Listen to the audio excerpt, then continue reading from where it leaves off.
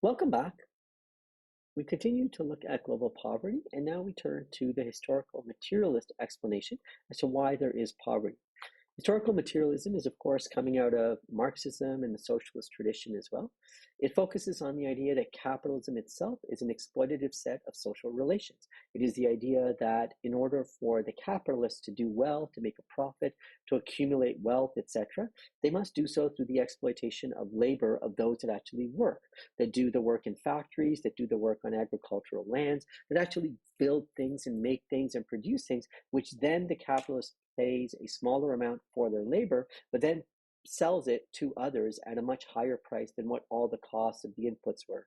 That is the cost of the goods and services themselves, but also the labor itself. And then you sell that over and above that, and that's how you make the profit. While this system sees the global poverty cycle as being driven by the fact that there is exploitation in the system, we also get the sense that the state in this regard is seen as a vehicle for change and progress. So it does see the redress for global poverty coming from not international organizations or a global economy that is managed for capitalist exploitation, but by states themselves taking on a role. And of course, that could flow into the way they operate international organizations, but states being taken control of by workers themselves and using the state as a vehicle for change and progress. The state, this approach argues, can either be in the hands of capitalists or it can be in the hands of workers. As workers take control of the state, they can then reorient the state and its production to deal with the ways in which poverty can actually be solved. For example, ensuring that work pays adequately to be able to afford goods and services, distributing goods, in some cases, entirely out of the marketplace, simply based on need, getting rid of the marketplace entirely and focusing on producing things that actually people do need. For example, do we need pet rocks? Do we need to have more plastic water bottles and guns, etc.? Perhaps what we need is better access to toys that, for example, promote learning as opposed to toy guns or pet rocks, etc. Maybe we need better healthcare and water systems so that people can get clean water out of their taps rather than worrying that the water systems are themselves problematic or full of diseases, etc. So as workers take control of the state, they can redress the things that are the root causes of inequality and poverty, first and foremost of which is the capital system itself. This approach, therefore, sees the welfare state as a way in which capitalists control workers by giving welfare and other services to workers if they're in compliance. So you can earn enough to live in poverty, or you can get enough subsidies to live in poverty, or basically being prevented from full-out death in this regard because you're living in poverty. And of course, if you're poor, then from that you can be taken to get a low-paying job. And if somebody doesn't like the job, well, you can fire them and hire somebody else. And then you end up on welfare instead, or end up in a situation where you don't make enough and can't afford healthcare, etc., like that, but you can still survive because there's enough basic healthcare. So they see all of these systems of welfare as problematic and, in fact, perpetuating poverty rather than helping or giving a way out of poverty. Further to that, they see the necessity of nationalizing where government runs major industries. This could be water, could be factories, could be agricultural production, etc., where things are a necessity for people to live so that they don't end up poor or sick or uneducated, etc. Those operations should be run by the government in the interest of all. And that's what will prevent poverty, because the necessities of life will not need to be purchased in marketplaces or through market mechanisms. And if you don't have enough money, you don't eat, you don't get access to healthcare, and you don't get an education. Now, further to this, for the historical materialist approach, then, the problem, however, becomes is that because global capitalism wants to go global, it is difficult in this regard to just have the state itself alone. You need to look at the ways in which states are part of a system of international organizations as well. And capitalist systems have periodic capitalist crisis, where even if there are gains by workers, etc., they can't get themselves out of poverty because crisis will then drop them back. Think about the 2008 global capitalist crisis where people had houses, they had jobs, etc. But then there was this massive economic upheaval in the United States and elsewhere. All sorts of people lost houses, they lost incomes, they lost jobs, etc. And suddenly the gains that they might have made over the course of 20 years of their life, etc., suddenly were lost. So capitalist crises are a problem and could be avoided entirely, and poverty that results from that could be avoided if you remove the system itself. Then there's the question of uneven development, which we've already talked about. So the historical materialists suggest that you can't fight poverty or get out of poverty as long as you have a global capital system that promotes uneven development. And part of the reason why the focus on the state is there is that if the state is not taken control of, then the state is being controlled, as Lenin famously argued, as the executive committee of the bourgeoisie, or sorry, Marx argued as the executive committee of the bourgeoisie.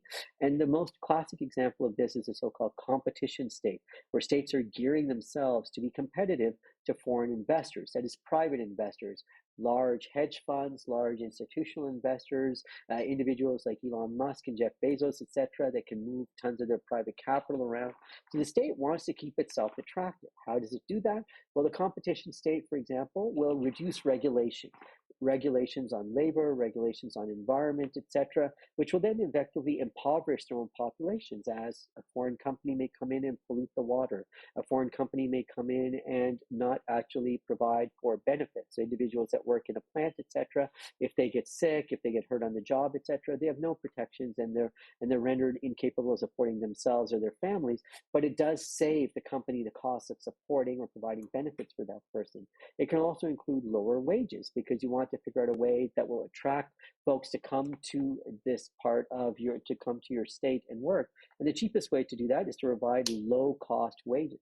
Now, sometimes that can be wage subsidies. For example, the government will throw in a 20% support, as happened in New Brunswick, where the jobs were private sector call center jobs, but the government both provided a tax break and they subsidized, I think, half the jobs. So it might be a $20, $30 job, but the government's subsidizing $15 or $10 an hour.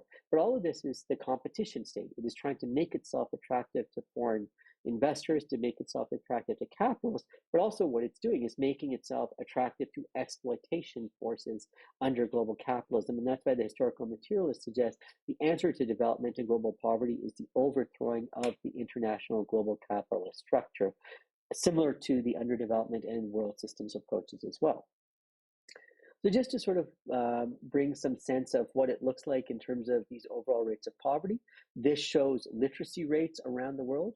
We can see that some of the highest rates of literacy are, of course, in the global north, as we can see, whereas if we look in places inside Africa, states of Africa, or in parts of South Asia, right? Less so in parts of, but still relevantly important in parts of Africa, Latin America, we can see this differentiation, but literacy rates are not particularly high in the same places that suffer from global poverty. There's a correlation between poverty and literacy rates. If we look at wealth, this is an interesting chart to look at because it sees the ways in which we see the top 1% of the global population. They have control over 13.8% of this population around the world, is part of the top 1% in terms of the wealth that they produce, whereas the lowest 20% of the world's population live off of a total of 1.2% of the global wealth. So the top 1% control nearly 14% of the global wealth, whereas the bottom 20% out of 1 billion people have to live off of 1.2% of the world's wealth itself. Further to that, if you start to look at how wealth is actually shared, you'll see here where roughly 70% of the world's population lives off of 3% of the world's wealth. But if you look over here, you'll notice that 42% of the world controls about roughly 7% of the world's wealth, but the biggest number is under 1% controls an equal amount of wealth in this regard. So this quintile, this quadtile, if you will, this 1/4 of this 25, the third of the fourth of these control as much wealth. So 8 but a combined total of roughly around 9% of the world's population controls a good 80% of the world's wealth itself. And the rest of the world lives off of effectively under 20% of the wealth for a total of, if you look at it, roughly around 90% of the world's population. Further to this, if we look at inequality around the world in terms of the Gini score, the societies that are grossly unequal are seen over here by and large. Again, the white indicates that there might not be statistics in this regard. We can see that inequality is least in certain parts of the world, but it's significantly high if we look at parts of the global south in particular. But this is just reiterating another point. If we look at the percentage of wealth that is controlled in this regard. We look at inequality and we look at the number of billionaires, which is the number in this quadrant over here. And then the question, the net worth of the GDP as they found. In the United States, there are 421 billionaires that control roughly approximately the GDP, 10.5% of the United States overall GDP. But if you look at a country like India, this is fascinating. It has 48 billionaires, but those 48 billionaires, as compared to the United States, control as much of India's GDP as 420, or basically 10 times as many people that control the GDP of the United States. So this is a much more unequal society on much more levels of insignificant levels. But you can also see that the United States is also in some ways more unequal than India in terms of the overall spread in the wealth. Even though the concentration of wealth is in fewer hands in India, in the United States, there's greater inequality as compared to India between the rich and the poor.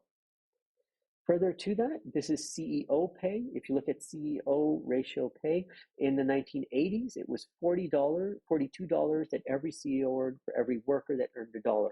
In 2012, quite a while ago, but a decade ago, this was basically $354 in the United States for a CEO versus $1 that's earned by an average worker in the same corporation. So this is massive inequality. In fact, in Canada, for example, the statistic is usually that by noon on January 1st, the average CEO has made as much money as the average family makes in Canada in 3 hours. So Canadians will be working from January 1st to December 31st to earn as much pay as an average CEO will earn in the first 3 hours of the workday at the start of any new year. Just to give you another sense of this inequality is not necessarily global. It is a choice and it is focused in certain areas. In the United States, that ratio of $354 per CEO to $1 of a worker is very different than, for example, in Japan, which is the third largest economy in the world, where the Japanese CEOs make about $67 to every $1 that the Japanese worker earns. So Canada and the United States are much more exploitative and unequal in terms of pay between workers and CEOs than other countries. A country like Norway that has much more equality in it, you can see that the number is different. Australia as well. All of these four comparators put in, and again, Canada is not as large an economy as Japan. We're nowhere near the third largest economy in the world, but we still have gross inequality when it comes to CEO to worker pay, whereas in Japan, that has massive companies that operate globally, etc., their pay differential is much lower. In fact, the other thing is the responsibility to the population. In Japan, for example, there was in 2008 a CEO who offered to not only quit the company, but quit his life and sacrifice himself because his company had lost money and not done well, and they might have to engage in layoffs or firings, etc. There will be no condition under which a CEO in North America would offer to sacrifice himself because their company took an economic downturn. In fact, for example, Canada, there are companies like Air Canada where the benchmark is that a CEO will get a bonus or a payout because the company lost less money, i.e. it was not profitable, but it lost less money than it would have under projections. And yet they would get a bonus for that. In other words, you get a bonus for just not failing as badly as you were expected to fail in this regard. In other countries, like in Japan, that failure would not even be considered acceptable, and the CEO would be expected to not only resign, but in the case of the Japanese CEO at that time, he offered to sacrifice himself. Further to this, it's also a question about what you value. Here are the incomes, and the top income, for example, in England at this time is a consultant doctor at $80,000, and at the bottom end is a cleaner at $15,000. This is to compare itself against a CEO, right? A CEO, for example, the CEO of the Royal Bank of Scotland, which eventually had to run into problems of receivership, etc., when the 2008 crisis happened, earned £2.1 million, roughly $4 million. But of course, the question is, what is valued in a society, right? The doctor could be in a state of poverty. The cleaner is definitely going to be in a state of poverty because it all depends on where they're at. Consider, for example, about 2 decades ago, there was a community in California, as the tech boom was starting off, where they were willing to give doctors a $3 to $4 million home. They were willing to pay them almost roughly $2 million in salary, give them new cars, move their families over. They'd give them paid vacations. They would hire servants and whatnot for them. Why? Because that community was entirely full of tech billionaires and millionaires who could not afford to get, and so a local doctor, lawyers, dentists, etc., which are great salary jobs to themselves, could not afford to live in those communities because they were not billionaires. They were not earning into the millions, etc., and they would be the poor in that community. That again shows you about what would be relative poverty. You'd be a poor doctor in a room full of tech billionaires, etc. But it also shows you what society values, and then that can, in a sense, perpetuate poverty unto itself because society or states or economies don't pay appropriately for very necessary jobs like cleaners, right? It's not once been a situation where an emergency has arisen and somebody said, oh my God, please, we need to find a CEO. Is there a CEO in the restaurant as this person is having a heart attack, or the restaurant is burning down, or somebody is engaging in violence and punching each other out? The answer to that is never call the CEO. It's find a police officer. Is there a doctor? Is there somebody that can provide EMS services? Is there a teacher that can help teach these kids, etc., right? So this becomes important.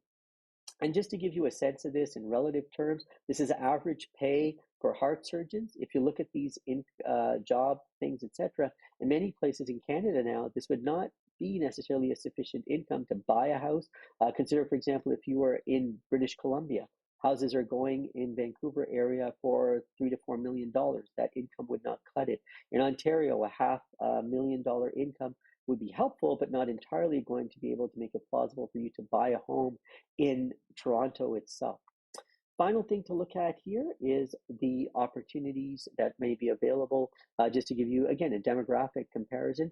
This is John Chen, the CEO of BlackBerry, who makes multi-million dollars. The best paid surgeon in Ontario for that amount in a relative term would simply be the size of the picture here, which would effectively basically be the size just covering one of his lenses in here. Now, if you want to get a sense of where your professor stacks in this regard, this is where my blip of an income would show up. But just very importantly to understand, this is a magnification for visibility, very importantly, right? This is not the case that my income would be that much. I've had to magnify it for visibility, hence the not smiley face that is there. But this is just to show you how the question of global poverty is really a question of relative inequality. It's not just about abject poverty. Are there a lot of poor people? It could also be that people are poor relative to others. And in a community in California, a $2 million a year earning lawyer or doctor, etc., would still be poor as compared to the tens of millions or billions of dollars that the tech entrepreneurs are earning in that community. So poverty among states is about relative inequality as well. So thanks for engaging, and we will catch you at the next video.